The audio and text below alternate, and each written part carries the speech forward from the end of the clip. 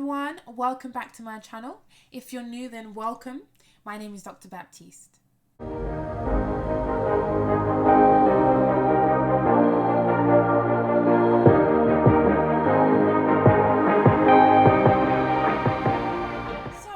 Today's video is going to be about the benefits of a career in general practice. I'm going to talk about my story and my career path into the world of general practice. I have done a video about my portfolio career, which you might want to check out, and I've also done a video on the pros and cons of general practice and general practice training. So I'm not going to talk too much about my own career at the moment. I'm just going to talk briefly about how I got into a career in general practice. So let's rewind all the way back to working as a foundation doctor. I was in F2, so my second year of my training, and I was burnt out. I was working such long hours. I was actually working quite away from home. It wasn't that far, but it was still an hour and a half drive away from home. I was exhausted. I would say depressed at the time. Towards the end of my placement, literally a few months before I was due to finish, I became ill. This forced me to take some time off of work, some time out of training, and it was during that time that I realized I was not only physically unwell, I was also emotionally drained, and as I said, I feel like I was suffering from depression. I would say it was more of a reactive depression. I was working long hours, I was exhausted, I couldn't do all the things I got pleasure from, I couldn't see my family as often as I liked, and it was also coupled with the fact that I actually wanted to be a doctor since I was 4 years old, and then to start working as a doctor and to realize that actually maybe this isn't the right career path for me. So it was all of those things together that made me have a good look at the situation. And it was during that time I really decided that actually I do need a break. Even before that, actually, I had decided that I wasn't going to apply to a training program. I was going to take a year out, and the famous FY3. So I took a year out, and it was during that time I decided actually there's a lot of positives to a career in general practice.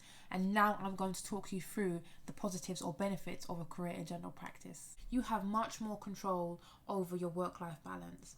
And so it was this that initially drew me as one of the big standout positives of a career in general practice. So in general practice, you work during the weekdays. You do work very long days, and sometimes you don't get a massive break like everyone thinks you do. Sometimes you have to do home visits and a lot of paperwork in your break between your morning and afternoon clinic. You can choose to work weekends, you can choose to work nights, and you can choose to work in the hospital if you want to. So you have a lot more control over what you do in general practice versus in the hospital. And that leads me on to my second point actually. I felt in the hospital you're assigned a rota, and so you don't necessarily have control or that career autonomy over your working life. Someone tells you when you're going to work, when you're able to take time off. That is not how I really want to live my life.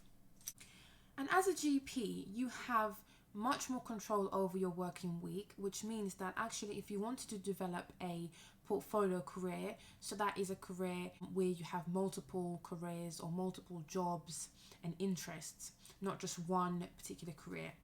Working as a GP makes it much easier to do that. So for instance, I work 2.5 days a week in the clinic in general practice, and then I do a number of other things during the working week.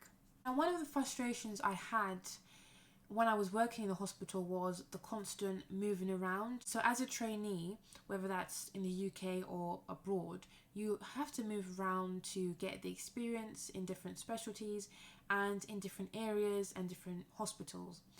For me, I just didn't want to keep doing that for many, many years. I had done that for my foundation training, and I had to then go to a different hospital, a different area for my general practice training, and so that would be 5 years in total. I didn't want to do that for another 5 years potentially. So for me, I wanted to have a foundation, a base, and I didn't want to wait for 10 years to actually then be able to develop that. Also, when you move around so much, you have to then keep creating and forming new professional relationships with people. And you might find that you get on really well with a particular person, or you have a really good team, and then in 6 months you have to move again. And then sometimes over many years you lose contact with the people who you initially got on really well with. I also enjoyed the fact that I would get to know my patients And again, that was another frustration in the hospital. I wouldn't get to know my patients. Well, I would while they were in the hospital, and then they would go and I wouldn't see them again. Of course, yes, you get people coming back, but for me, I like the fact that in general practice, you get to see your patients over a long period of time. You get to see potentially when they're born, and then when they grow up, you get to know their family. For me, it was all about getting to know the community in which I was based and getting to know my patients so that I could give them the best care that I could. And it gives you real pleasure and real job satisfaction when you see patients that you've helped over a number of years and they keep coming back to you, and you develop that doctor-patient relationship, which I found was incredibly difficult to do when I was working in the hospital. In general practice, you have the luxury, if I can call it that, of having a variety. So for those who love learning, like most doctors, and who love applying their knowledge to helping others, general practice is really a very rich place to learn and to experience a number of different medical conditions. We see urgent cases, we see routine cases, we see acute and chronic medical conditions, we see cardiology cases, respiratory cases. We see so many different things that it does add a lot of variety to your day.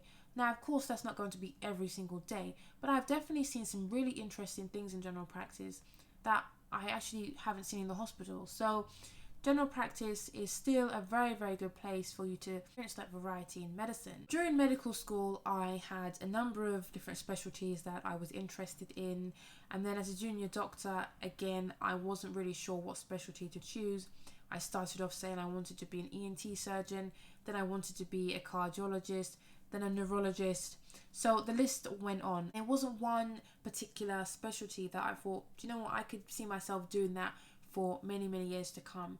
General practice, it encompasses so many different things, so many different specialties, and that's why it's such a good career to choose. Within general practice, there are many different opportunities. So you could work as a locum GP and again have that career autonomy, decide when and how often and how long you're going to work for. You could work as a salary GP, so you work, or sessional, so you work a number of sessions throughout the week. Or you could be a GP partner, so that's where you have a bit more control over how the practice runs. And general practice is often seen by many as a business. You can learn about financial aspects to a business. And although not unique to general practice, there are still many opportunities to teach. You can teach your colleagues, you can teach medical students, you can become a GP trainer and teach GP trainees, you can become a program director, and that's where you teach the GP trainees on the actual vocational training program, so that all the different years come together on a particular day. And then the program director is responsible for the curriculum and what they're going to cover on each day. There's also time and scope for quality improvement projects and audits. And you're able to see a change in the community. And again, not unique to general practice, but there is a lot of time for education. And that is one of the things I really like with general practice, is integrated into your working week, and you meet up with other GPs and have discussions, and you learn about updates and changes to guidelines. There's also opportunities to become a GP with a specialist interest, so you could do further development, further education in pediatrics or obstetrics and gynecology. Then the GP could have a clinic where they see patients who have, diabetic related issues, and become a really, really nice place to upskill and then contribute more to your practice and your community. And also, I'm that person's first port of call when they need help with a number of different things and they're not sure where to go. I point them in the right direction. I refer them to a specialist if they need specialist care. So there are a lot of different things that a GP can do. And one key thing that I really like in general practice, which again was sometimes very difficult to do in the hospital, of course depending on the specialty that you're working in, but it is holistic care. And when I was working in palliative medicine, I really saw holistic care at its finest, so to speak. And as a GP, you look at the person as a whole. You don't, like often in the hospital I found, You don't look at the person as a disease. You see that this is a person, a human being with a life, with wants and needs and aspirations. And unfortunately, they may have a condition. It's not that this is a medical condition and then the person is secondary to that. The person is central to everything that you do and how you can help them. And that's why I also like patient-centered care. I like to tailor my plan to the patient. So they're the one that has this condition. They're the one that needs this help. And so it doesn't make sense to have a one-size-fits-all approach. It just doesn't work. And sometimes in the hospital, I felt that it wasn't that holistic approach, especially when it came to things like palliative care and talking about end-of-life decisions and talking about someone's spiritual needs. Just in relation to working in a close-knit team, which I feel can be achieved if you work in a big practice or a small practice. But it's that multidisciplinary team working, everyone working together, everyone working as one unit to achieve the best for the patient, to achieve the best care for the community. And again, sometimes in the hospital, I felt that there was not that cohesion, there was not that consistency across the teams. So that's really a snapshot to some of the benefits of working in general practice. If you are watching this video and you're not really sure of what specialty to choose, I hope I have given you some reasons as to why you should choose a career in general practice.